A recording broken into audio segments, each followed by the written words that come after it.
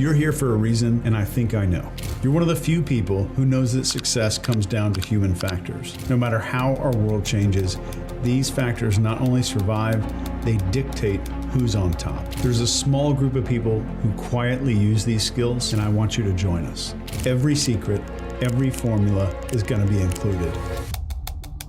I just want you to imagine standing at the edge of greatness, about to seize the power to control the very fabric of human interactions and bend the course of destiny in your favor. Your heart races, and you can taste that sweet certainty of success. The Ops Manual is a groundbreaking compendium of unparalleled influence. It's going to unlock that vault door, transforming you into an unstoppable force in a world where the only constant is change. This powerful master key is going to rewire your mindset, compelling you to embrace your deepest drives for primal leadership. The Ops Manual is your gateway to unlocking unimaginable power. With every page, you'll feel the charge of influence coursing through your veins, propelling you into the rarefied air of the 1% who even know these skills exist. Some call them the global elite, some call them lucky, and I think some know better. You deserve to leave a legacy that resonates for generations. Claim your rightful place and let those who don't know be a footnote in history. Throughout our history on Earth, one factor has determined the ability to understand and leverage human behavior. In our modern world plagued by AI, economic turbulence, and uncertainty, you can discover how understanding human behavior can catapult you into the top 1% and make you recession-proof for life. The only skill that remains the indispensable cause of success is human behavior and self-mastery. Your success in this life is directly proportional to your ability to understand and connect with human beings. The cost of failure isn't in the thousands of unearned dollars. It's what you pay to this life. 99% of people are oblivious to this, and it's time to use it to your advantage. Your impact in this world will be determined by the depth of your influence. These skills can be learned by anyone, and I'm going to show you how. After 20 years in the US military and being the person who literally trains the real-world Jason Bourne type of people, like intelligence operatives, I build these powerful systems for the most elite teams on Earth, where there is no chance to explain away failure and no opportunity to get it wrong. From interrogations to critical intelligence operations, human skills determine the outcome of everything from wars to foreign policy. In short, this knowledge had to be effective and unrivaled. If you're watching this, there's a good chance that you know success comes down to just three things: our ability to read the room, our ability to lead and communicate persuasively, and our ability to master ourselves with composure and confidence. At the end of that video, if you guys notice, Chase talks about there's three things to have success. They call it the success triangle, which we're going to go over in a moment. And the exciting thing about today is we're not just going to go over kind of lessons and strategies and concepts around these things. We're actually, for the first time ever, going to reveal to you guys a live recording of tradecraft actually happening. So we're excited of it. But before we begin, I think to set the stage, Chase, do you mind kind of explaining what the success triangle is and the importance of it?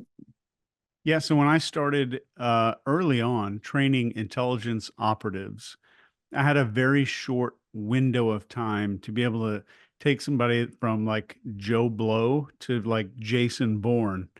And I had to do that in a really small amount of time. And it turns out we needed some kind of a system to figure out what are the key things here. And I wanted to be able to identify their points of failure and how I could level those up the fastest way that a human can do it.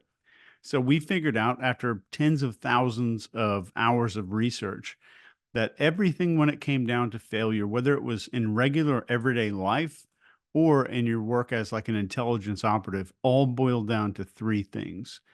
And that was self-management, observation, like can you read the room that you're in?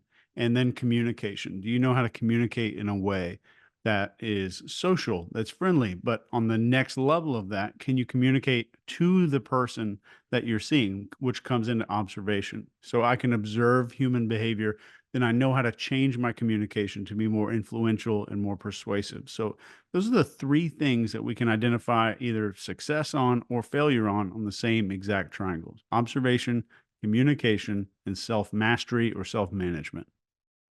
You guys might want to write those ones down. If you're taking notes, you're obviously going to retain more of that. And it's such a simple thing. And sometimes when you hear simple concepts, you think you're like, okay, that makes sense. But I think it helps to think of an example of kind of how that actually works.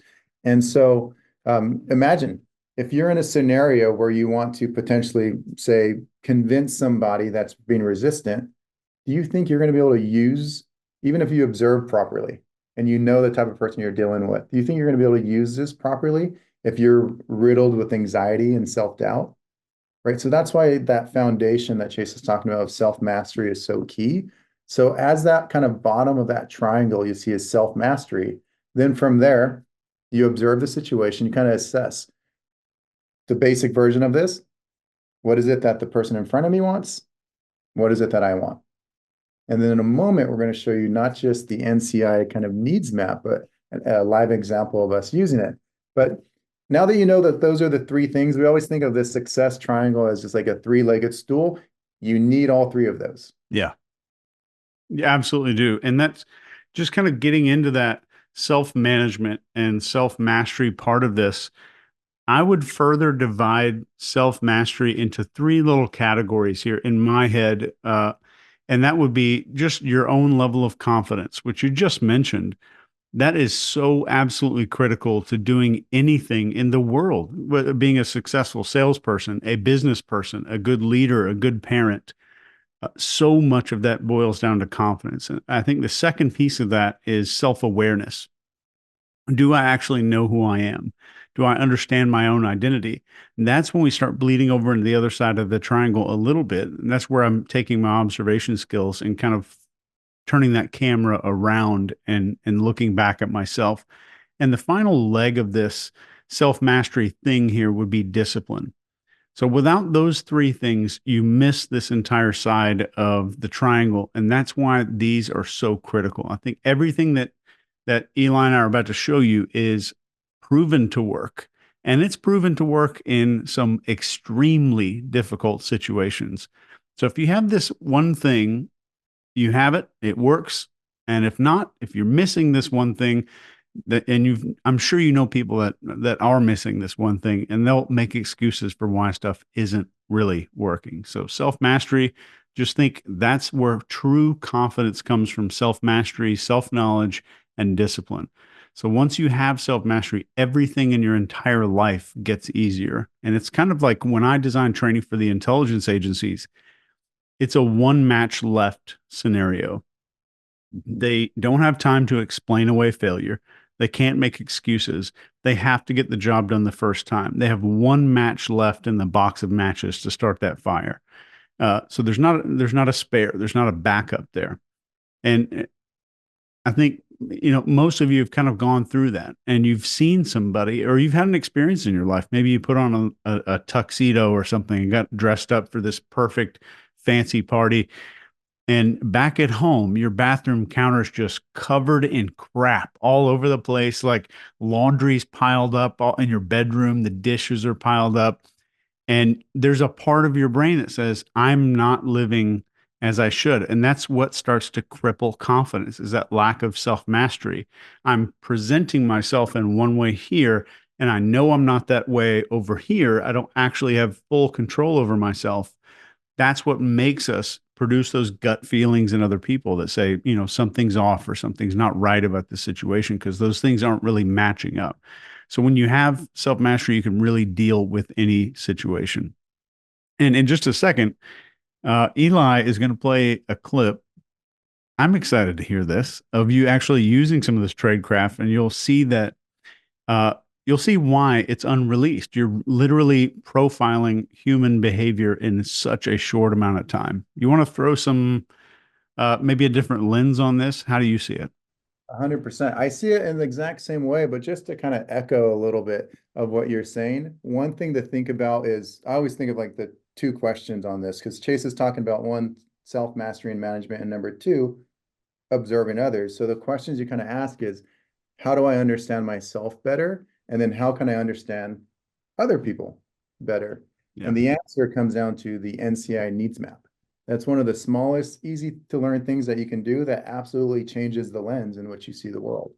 And so the NCI needs map, neurocognitive intelligence needs map, is just a very easy to follow tool that gives you a way better understanding, not just of yourself, but the person that you're dealing with. So in a moment, when we share with you the audio recording that Chase is talking about, you guys are probably going to be able to identify which of these 6 needs this person is. Just to start off with, the good news is 99% of virtually everyone you will meet your entire life falls into one of these 6 categories. Chase, do you want to go over kind of just briefly what some of these needs are? Yeah, and if I can, I'm going to give you a little background on where this thing came from. So, it's Yeah. not a tool, it's not like a personality test. It's not like, somebody says I'm an ENTJ on the Myers-Briggs scale or the DISC personality profiles. I don't care about any of those things because understanding them doesn't instantly give me access on how to influence a person. These 6 things you spot very quickly and very easily in any conversation you're in, and B, they give you an instant keyhole where I know exactly how this person's brain works. And this is one of many, many profiling tools that we have in the toolbox at NCI. But the NCI needs map is so powerful because we're not developing a little horoscope kind of a profile on someone. We're figuring out how their brain works, and if we think about like what a person needs on this needs map, what we're really talking about is a dopaminergic pathway, or where do they get their dopamine from in social situations specifically. So once I understand where somebody's dopamine is coming from, I have a master key to figure out how I can persuade them or influence them in the future. So that's what it's about. And the 6 needs are significance. And significance means the person's asking themselves, do I make a difference in the world? Am I a powerful force here? Do I actually make a difference in people's lives? Do I have status in this situation? Then we have approval. And when we have approval people, these people are acting socially in a way to obtain permission. So if you see approval here, think of like this is a person that is seeking out opportunities to get permission from other people. Then we have acceptance. And the people that are acceptance on the NCI needs map are the people that are you'll hear them all the time talking about groups. They talk about membership. Their brain works in these tribal groups. Mhm. I don't know if you could hear the dog barking, but A little bit. she's also tribal. So after that, after the acceptance part of this, we have intelligence.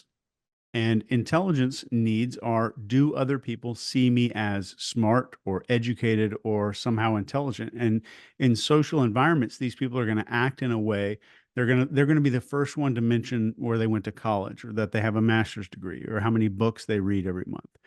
So when I understand I've got an intelligence person here, I know precisely how they operate and I know what they need to hear in a social situation, which if I'm, standing beside somebody, it's a social situation. And finally, we have this strength and power people. These are probably more common than you think. And it's not always the a-holes. It's not always the big chest beating person who's posturing and talking way too loudly, squeezing your hand super hard at like a networking event just so they can feel like a badass. You're also going to see this in people who seek out leadership positions. I want to be in charge of lots of people. I want to know that I am in charge. So the strength and power person is asking themselves, do other people see me? So all of this is about how am I perceived by other people? That's what all of these 6 needs are for the NCI needs map. The strength person is asking, do other people see me as powerful and strong? So those are the 6 NCI needs. What do you think? It's so cool. It seems like Chase is just talking about there's six types of people, but if you understand the power of knowing that, what does he say? He said that word dopamine a moment ago, right? He's saying once you understand, it's almost like this channel, their main channel of dopamine. Once you understand this person's main intake channel of dopamine, then you can use that information, knowing their, more intelligent need versus, say, approval need. The moment you identify that, you can leverage this to change their focus, you can change their behavior, you can change their perspective, and you'll see how that works in a moment. We're actually going to share with you the live recording of it. But first, you need to first understand that foundation that Chase just covered. And so the simple way I look at it is the moment you understand the type of person in front of you, based on one of those six NCI needs maps, where they fit. The second part is now you know what their fears are, because you know the opposite. Someone who's intelligent has a fear of being seen as stupid, right? Someone who wants to be seen as strong has a fear of being Right. seen as weak. And now you can leverage those. And so this is the And fun just to part. let me throw this in here because I just I want people to know how profound this is. Mhm. That if I see someone who is strength on the needs map, they have a very deep insecurity and fear of being seen as weak or not powerful or maybe insignificant. They may also have some significance in there. I know more about that person's hidden fears than their friends do, and I've known them for 45 seconds. Their friends have known them maybe for 20 years. So that's just so profound. And that's why we built NCI. I have to build a system. I don't have 20 years to go teach somebody how to profile human behavior. I've got to have this perfect system that works where you can develop a deep profile in a short amount of time. So fun. Just a quick side note based off of that, I was on a sales call with a guy that was extremely clearly a strength power person. And you're gonna think I'm joking. He literally had his t-shirt off. He's a fitness sales guy, right? He's a gym owner, but he had his t-shirt off as he was doing a Zoom call with me. So he didn't even need to say a single word. And Yeah. sometimes just by the way people are dressed or not dressed, you know what type of person they are. But because I knew that he needed to be seen as strong, everything he was saying is, he talked about his team. My team, I say jump, they say how high. He's saying these type of things. At one point, I was getting towards the end of the sales call, but he mentioned his business partner two or three times throughout the call. And so I'm like, I don't want him to say at the end of the call, let me go talk to my business partner. We'll get back to you in 2 months, Eli.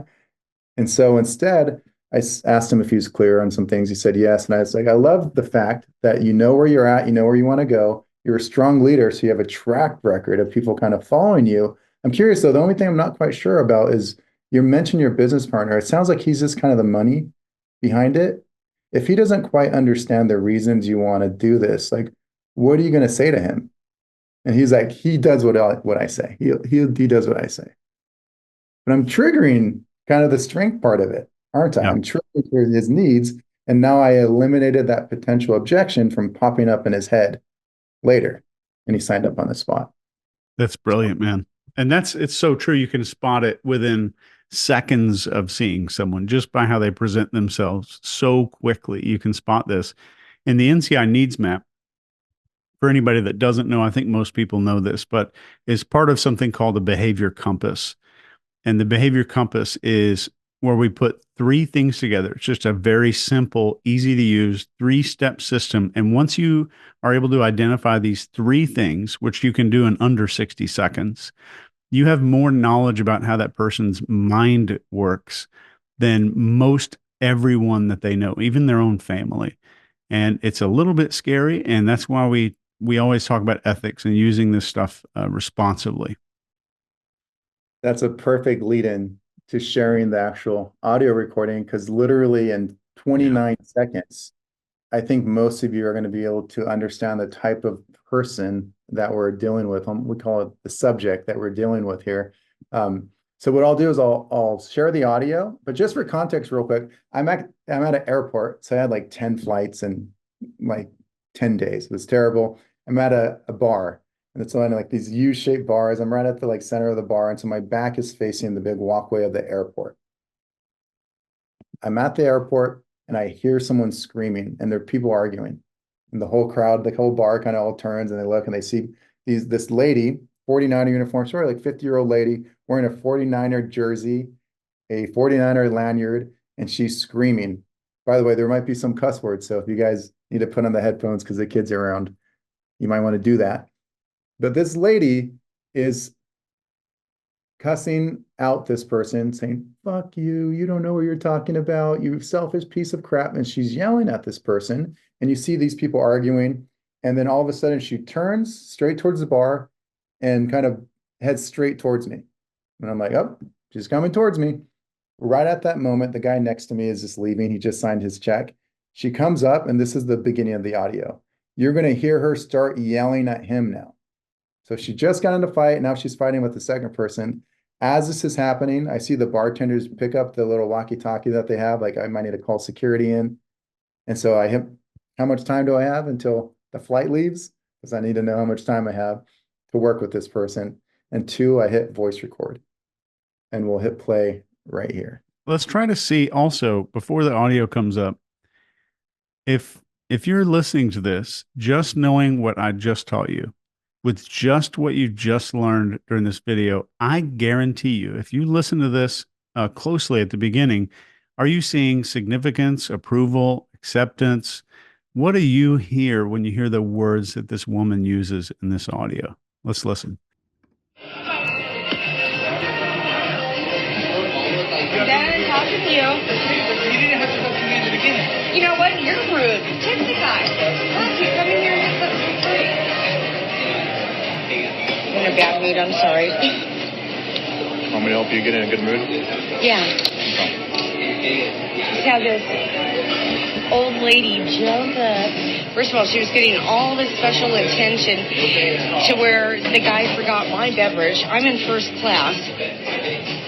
All right. So what does she just say? The first thing she says is, sorry, I'm in a bad mood. And she explains the situation. She goes, first of all, this lady jumps up and gets all this attention. She was getting all this special attention. What does that tell you? The moment you hear someone say that they get mad that someone else is getting attention, you start to think of these like, that's an indicator of something, isn't it? And then she says, this other girl is getting all this attention to the point where they forgot my beverage. I'm in first class. So she thinks she deserves special attention. She's in first class. She's probably feeling better than others. So the question that we have for you, and this is kind of what Chase is kind of asking, in that situation, based on just the first 29 seconds, which is likely one of her dominant needs? Do you think it's approval? Do you think it's intelligence? Do you think it's significance? If you said it's significance, bonus points, you're 100% right. You got a knack for this. You're head and shoulders above the average person. We know she's a significant, driven person. Go back a few moments ago when Chase was talking about that. If you know what this person, that's her dopamine intake. We know what she wants, her desires, and we know what she's afraid of. She wants to get special attention. And that's not just fears, that's also the insecurities. So she became angry to this point because her significance needs were being met opposite. So all of the insecurities were starting to happen, which triggered this anger response. And now we know that there's a way that we can communicate with her in a very special way to make sure that dopamine floods her brain once again. That's such a cool way to think about that. Yeah, what Chase is saying there, this is a reaction, right? She's a response to who she is. And because we see her response, we notice this theme, there's this, there's a behavior we can pretty reliably identify, okay, this person's a significance need. So what do we need to do? If you want to, here's what I'm thinking in this situation, by the way. I'm thinking this is about to ruin the day of everyone at this bar, number one. But number two, maybe this is an opportunity where I might be able to give her a different perspective, a more healthy perspective.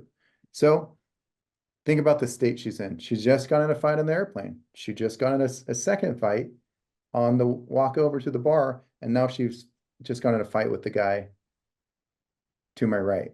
3 fights, maybe 15 minutes. She's kind of in the wrong state. So I really have to capture her focus. So the first thing I'm trying to think of is, what is something I can say that makes a significant person want to give me their attention? And we're going to share that second part of the video. Want to hear a story? Yeah. And let me know your thoughts. I'm curious to know, because I had a buddy that played for the 49ers, and this is a story I've never told anyone because it's so embarrassing. This is a friend of mine. Notice two things. I'm curious to know your thoughts is one thing that I said. And second, I said, this is a story I never tell anyone. Significance. Significant. She's special. In her mind, she's probably like, yep, makes sense. I deserve special stories because I get special treatment. I'm in first class. I deserve the best, right? And that's kind of the angle to start capturing her attention. One of the things that Chase teaches in NCI is you have to have this crucial skill, which is your ability to capture people's focus and maintain their focus. None of this stuff works if they're not listening to you at all. So that was the first step. I had to kind of break through and get her not, distracted trying to fight anyone, but now focused on the story. Second part is now how can I potentially speak to her fears? What did Chase say earlier, right? If you understand that dopamine intake, you can change their perspective, you can change their behavior, you can change the way they're seeing the world. So if I can leverage her fear, and Chase has a really cool name for this, there's like negative dissociation and little things that you're almost vilifying behavior. But if I can leverage the fear, I could potentially change her perspective. Anything to add to that, Chase, before we talk about how we change or speak to her fears? Yeah, I think just leveraging the language in the right way is part of our communication. The observation was in identifying everything and maintaining your absolute composure makes you a default leader in the room. And one thing I teach people all the time is we don't follow the person who is the loudest or the most confident. We follow the person who is the most followable because our brains like to take shortcuts. And the fastest way to make someone think that you're followable is to have more composure than most of the people in the room. So Eli did that so far from what we're hearing in the recording. He had that self mastery. He did the observation and then used that observation to work out something in a way to communicate with this person that would drastically alter the filters they were using to understand their experience. I want to hear the next bit. I love that word Chase is saying, the filters, right? Everyone tried to de-escalate her already, and they're 0 for 3. She just got in a fight on the plane, fighting with the stewardess, and then she's getting in a fight. Of course, those people's intention is to calm her down, but no one could calm her down, right? They're just, what Chase talks about is most people are rolling the dice with language. But if you understand the type of person in front of you, you can be more precise. You can be more accurate. What do I want? I want her to realize that she's being disruptive. I want her to realize that she is on a path that's not serving her and it's negatively affecting other people. I want her to realize there's consequences to being some angry, drunk lady. But if I just told her that, do you think it would work? Of course not. That's what everyone else was just telling her. So I had to kind of hide it in a story. I told her a story, and we're not going to share the whole audio on this clip, but I just told her a story about a 49er. She's wearing a 49er uniform. And I tell this very important part towards the fears. You guys will hear it right here. And on the screen, by the way, you can see just before I share this audio, someone who has significance needs has a fear of being abandoned. They have a fear of being kind of abandoned and just, forgotten off the face of the earth. They're not getting that significant feeling anymore. And being ignored by a flight attendant. Exactly. That's a great point. He gets arrested, put in cage, put in jail, loses his NFL contract, loses everything, kind of gets erased on the face of the earth. He got so fucked up. He just got fucked up. But I love the 49ers, and I was like proud that my friend played for 49ers and hang out with them, and now I don't tell anyone about my friend. A couple things here. He gets put in a cage.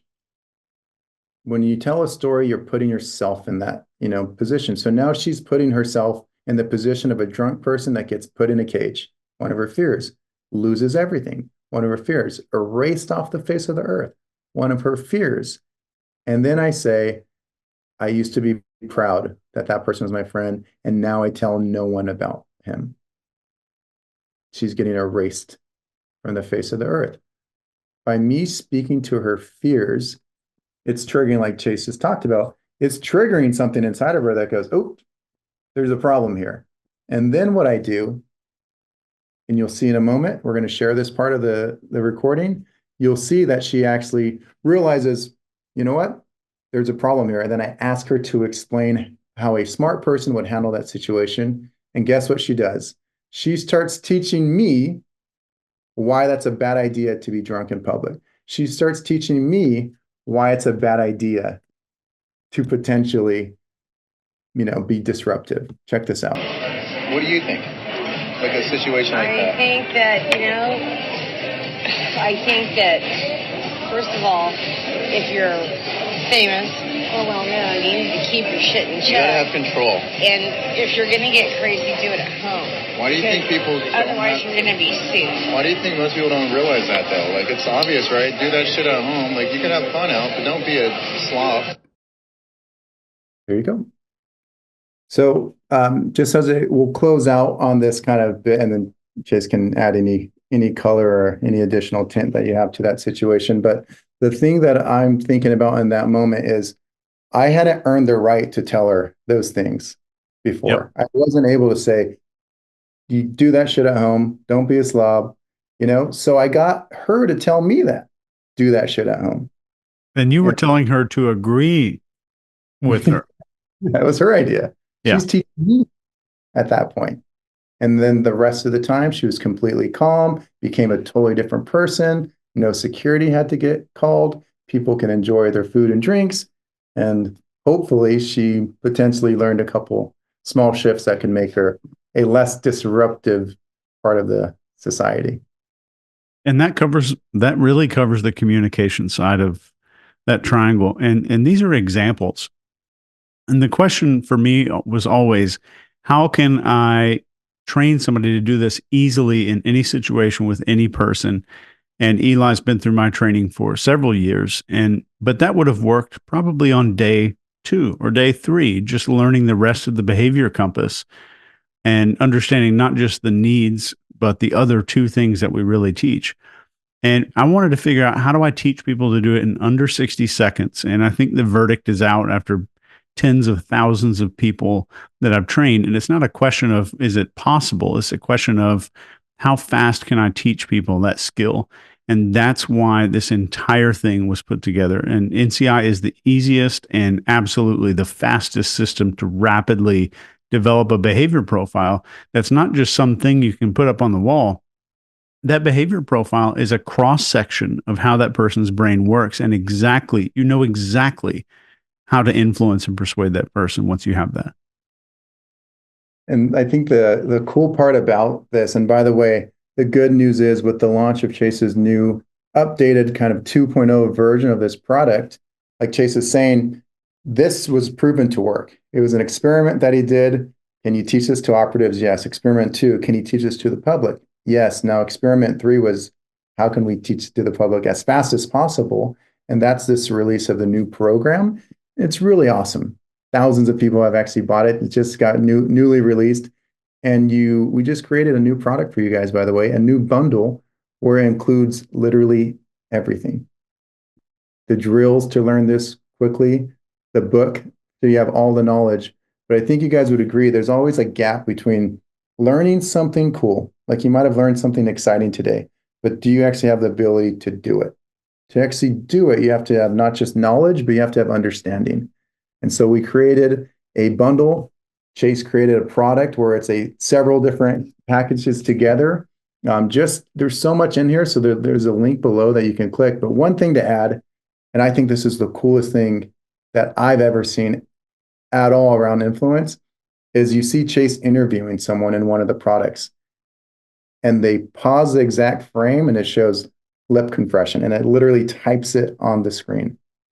You see someone do maybe an eyebrow flash, it pauses and it says eyebrow flash. So all those things that are already there, you just might not be noticing. Chase earlier said the lens. Now he's just giving you a more clear lens to see the world. Now, if you have that self-mastery, which is taught in this program, and then you have a more clear lens for observation, which is taught in this program, and then you have the skills for communication, which is taught in the program below, you might be head and shoulders above the competition. So if you think it might be a good idea, click the link below. If you're not sure, maybe click the link below just to check it out.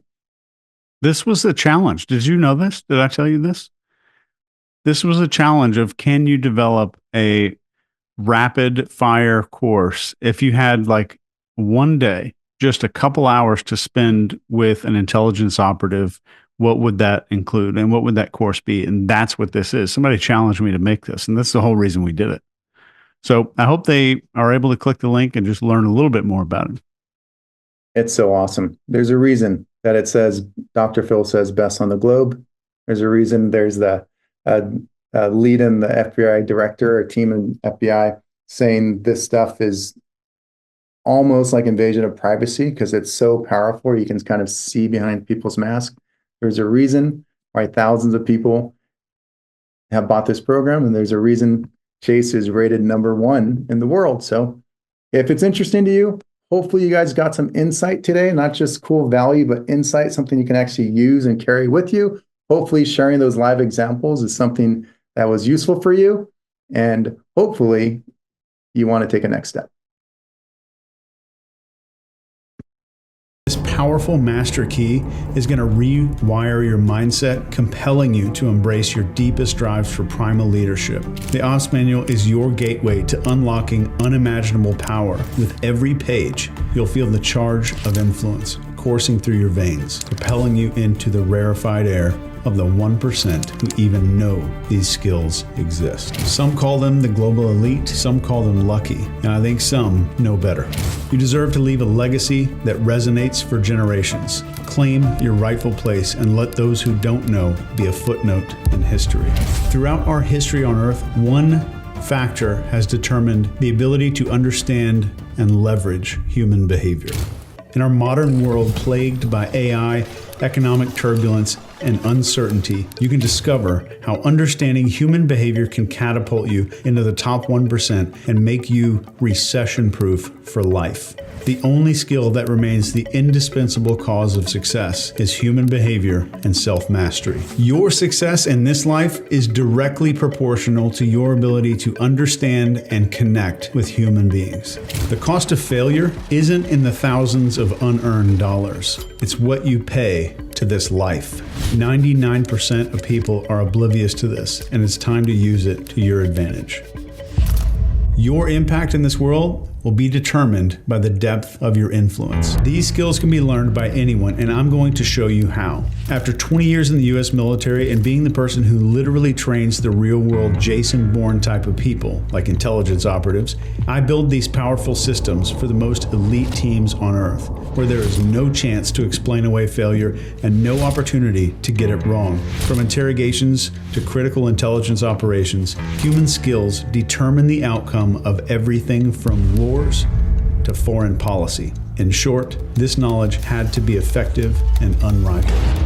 If you're watching this, there's a good chance that you know success comes down to just 3 things: our ability to read the room, our ability to lead and communicate persuasively, and our ability to master ourselves with composure and confidence. The Ops Manual is the foundation of training for the world's most elite teams because it completes this triangle of success. Let me tell you what this book isn't.